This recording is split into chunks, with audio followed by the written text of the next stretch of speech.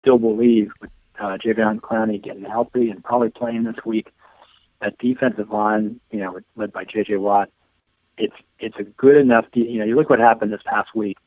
Houston loses 2 balls inside, I think, their 15-yard line. Inside 2 minutes of the second quarter, Pittsburgh scores twice. And what would have been a fairly good day for Houston, where they dominated the first half, turned into a very middling performance for a Texans defense. That's what happened last year when Matt Schaub was quarterback. We saw it again, on Monday. So these things are going to happen, and I play the long game and believe that I'm still going to get more than half of my bold predictions right. They're just not necessarily the ones that that I thought I was going to get. I thought Michael Floyd was a shoo-in to be a top 12 receiver this year based on what he did last year and his growth projections and Larry Fitzgerald's regression projections. But it's not in the cards yet. By the way, as you mentioned, the Houston quarterback, Ryan Fitzpatrick, that thing he has growing on his face, when you combine the chin strap to it and it maneuvers, I looked at my son, I said, it's growing out of his helmet. Look, he's like a chia pet, man. This thing's just pushed out in all different directions. It was epic. But anyways, a question from Kate real quick. Jimmy Graham, healthy or not this week? What's the deal? He should be playing enough red zone and passing, play, on enough passing plays to still be relevant. What happened last week was fairly shocking. I admit it. I started him in one of my leagues over Allen Robinson. I still won, but I could have used those points from Allen Robinson in leagues that where points help with tiebreakers. I still am long on Jimmy Graham. I picked him in the first round of that league. They're not going to put him out there if there's any risk that he's going to get severely re-injured. They're going to use him in passing plays. They're going to use him as a chain mover and hopefully break free. He is still a top 5 option at tight end, even when playing, 30 plays. So he needs to be started unless somebody has Gronkowski or Julius Thomas. My man, BJ Rudell, Fantasy Football for Winners. If you didn't get it here, get it up until your game time. Tweet at him, at BJ Rudell. BJ, thank you so much for being with us. We'll do this all again next week. Right on, Jay. Have a great week. Good luck. You too. Good luck, my man. That's BJ Rudell, the guru, author of Fantasy Football for Winners. And of course, you guys can find that on Amazon, especially if you're a newcomer. Grab it, and you'll pick up quite a few tips that'll help you just in your general office league. I mean, you'd be amazed. I know of all the people who have acquired the book through us, they've all said afterwards that they picked up quite a few things that helped them out the next season. So check it out. And he's with us every week right here on the show doing the thing, and you can tweet with them at BJ Rudell. I see you guys do it every week. Somebody's sending him questions before the game. Do it at BJ Rudell. We're going to take a break. Phone lines are open. Final segment coming up next. 216-539-7535. Don't go anywhere. We'll be right back wrapping up the Sports Fix next.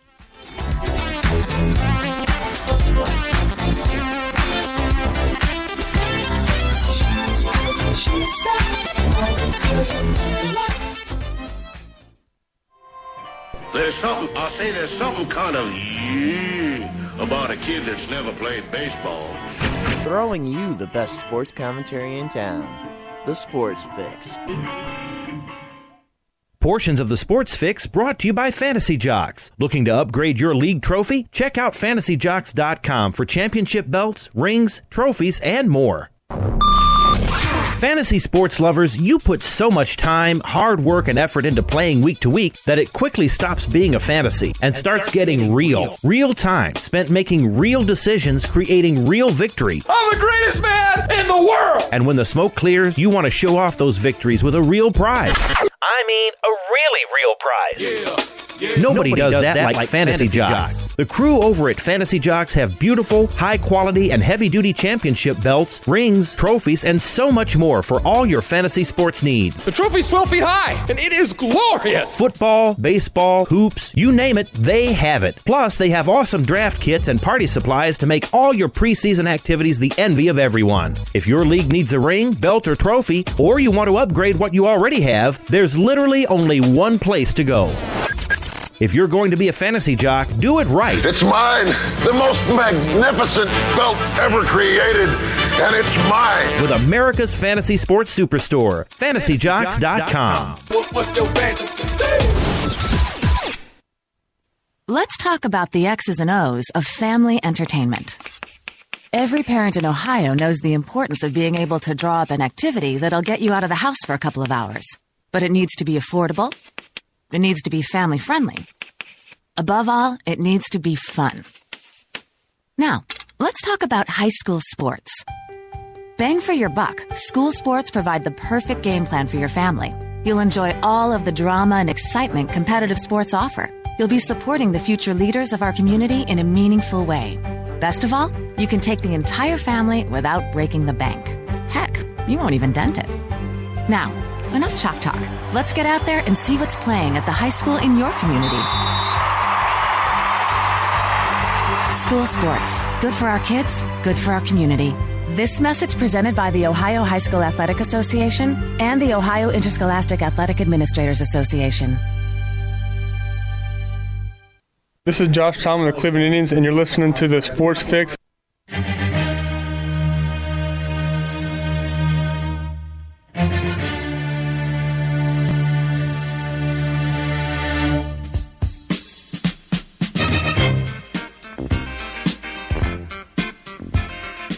Welcome back to the Sports Fix final segment across the Sports Fix Radio Network. J-Rock back with you. Jerry Myers rolling on with the show. Phone lines are open for the last few minutes of the show here. We're going to call it a day. 216-539-7535. Couple of things. My man Ron Graham sent it to me during the break. I got a kick out of reading How I Spent My Summer Vacation by Kevin Love. And it's pretty funny. His first sentence. You know who had a really crazy summer? Andrew Wiggins. I was on the other side of it. And anyways, he talked about what he did all summer. The quote that Ron took out of it when he sent it to us, I love it. I'll grab a broom and sweep the floors if it gets me to an NBA title.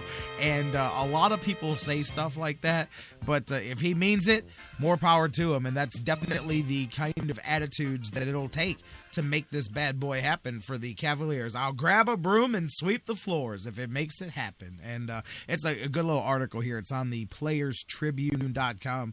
Very professional. He talked about his courteous and respect and as it goes to Minnesota and the fans there and his appreciation and the journey that it took him to get here and what the summer was like and all of that stuff. And he talks a bit about what it's been like early on to be around teammates. And he talked about it, having never been with teammates who have won championships, and not even just LeBron, talking about Mike Miller and James Jones. He said, man, just having the opportunity to talk basketball with teammates who have won 4 NBA titles amongst them, like those two guys.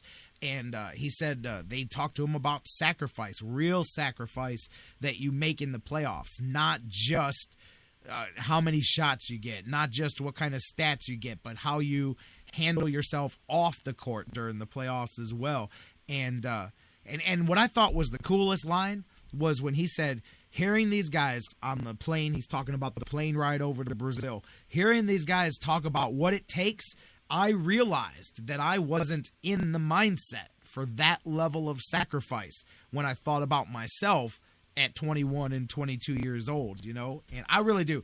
I know from my own life, I'm sure you guys know too, unless you're just a real A1 type individual, man, you grow constantly and you look back and, 3 months from now, you didn't like what you were doing now. 6 months later, 5 years later, you look back and go, what was I doing back then? 10 years, same thing. My life's the same way, So you measure growth and you know that people grow. And that's why I get mad when people in general, I'm not talking about Kevin Love, but just going off a little bit on the side. That's why I get mad when people write the book on a guy right off the bat. Even whether it's a kid, whether they're 20 or 25, doesn't matter. When people just write the book and that's it. This is what this guy is. This is what this player is. It's the kind of person he is. There's people snapshot it and there's no room for growth. And that drives me crazy. I'm like, you're nuts. People change. Not all for the good. Not all the growth is for the good. Weeds can grow just as much as plants do. But my point is that always makes me so mad when a guy will be like, yeah, man, this guy such and such is a head case. And I'm like, he's 22 years old. Why? He's got an attitude problem. I go, number one, I don't doubt that. Number two, who didn't? And number three, even if you didn't, are you the same person that you were when you were 22? And of course, the answer is no. And I'm like, because it's an athlete, because it's somebody in a different genre like that, it's like a scouting report. It's just written and it can't change. Now, granted, some guys don't change. Some guys 10 years later, I mean, like I said, it takes a lot to be that person, but have not grown at all. But many people do. That's why it drives me crazy, especially when people are so judgmental about. Now, there's a difference. Being judgmental about young athletes, it doesn't mean you let things pass, as much as, you understand that there really is room for growth and change and seeing, I always say it all the time, seeing the forest through the individual trees. So many people get stuck on the trees instead of looking through them and seeing how, 100,000 individual trees create a giant forest, anyways. But this is a good little article here about Kevin Love, and again, good. Just I like to see guys have. I said that about LeBron. I said, forget all the coming home stuff. You guys know how I feel about LeBron. There's a couple of quotes that he said out of all the bluster, the coach speak, the brand talk that you get from a guy like LeBron. Hey, man, everybody does that. But my point is there's a couple things grains that you can dig out from there that are different from when he said similar things before. And so I really do believe that, I mean, look, man, you don't go through the experiences that he went through the last 4 years and not look at things differently. If you do, again, you wouldn't have done what you did when you went down there. So I like seeing that growth out of these guys. But the attitude of Kevin Love and Kyrie Irving, it's all going to be very important, along with the attitude of LeBron, how they all get together. And Kevin Love was the unknown because we've dealt with Kyrie. We knew what he was for the most part. LeBron's been here before, much more known factor. Kevin Love's the X factor. On the court, we knew what he could do. You knew he got 30 rebounds in a game. You knew he was a double-double machine. Loved to get rebounds, loved to shoot the three, 40%, all that stuff. But you didn't know what kind of guy he was going to be. First off, all the talks about what will he do. Same with Kyrie. What will he do when the games count, when there's championships and playoffs on the line? They've never done it before. And he said that right here in that. And that's cool. I'm with that, man. You don't have to be the perfect player to be on my team. You don't have to be perfect. You don't have to be criticism free. You just have to know that. And you just have to keep improving. That, to me, is the telltale. So, but it's a good article. Check it out if you guys can. PlayersTribune.com. Kevin Love, how I spent my summer vacation. We're going to get ready for tomorrow, you guys. And I was going to talk a bit. Oh, speaking of articles, if you want to go check things out, Cleveland.com, latest in there. I believe this was number 7 in a series of 17, talking about the 1964 Browns championship, spotlighting individual players. Only reason I mentioned this today is because I chuckled. It's Paul Warfield is who they spotlighted. My son went to the library. My 15-year-old went to the library the other day, and he brought home a book, Undefeated. It's about the 72 Dolphins, and he's reading it, and he got to talking to me about. He said, "Hey, Dad, I was reading a Dolphins book the other day, and it's talking about Paul Warfield. Is that the guy that didn't he used to play for the Browns?" I said, "Absolutely, son." And he says, well, the book said he was one of the best wide receivers of all time, man, one of the best in Dolphins history. Why would the Browns trade a guy like that? He was in his prime. And I said, son, now, welcome to Cleveland sports now. Come on, man. You see, you can literally watch the kid grow up amongst your eyes if you raise him here in Cleveland sports long enough. I said, yeah, son, hey, look, they had to get Mike Phipps. That's all I can tell you. He goes, who's Mike Phipps? I said, exactly. But they had to go get him, and son, they traded Paul Warfield, and yes, he was one of the, I do believe I don't know statistically if he still is, but definitely one of the best receivers in both teams' histories for sure. But I got a chuckle when I saw them spotlight Warfield today, and just last night, Jerry had asked me about that. But you know, the innocence, when they don't know, we take it for granted because we lived and suffered through, I didn't suffer through Warfield, that's before me, but my dad told me about that one. Those are all in the reasons I don't like Art Modell file that he used to give me as a kid, man.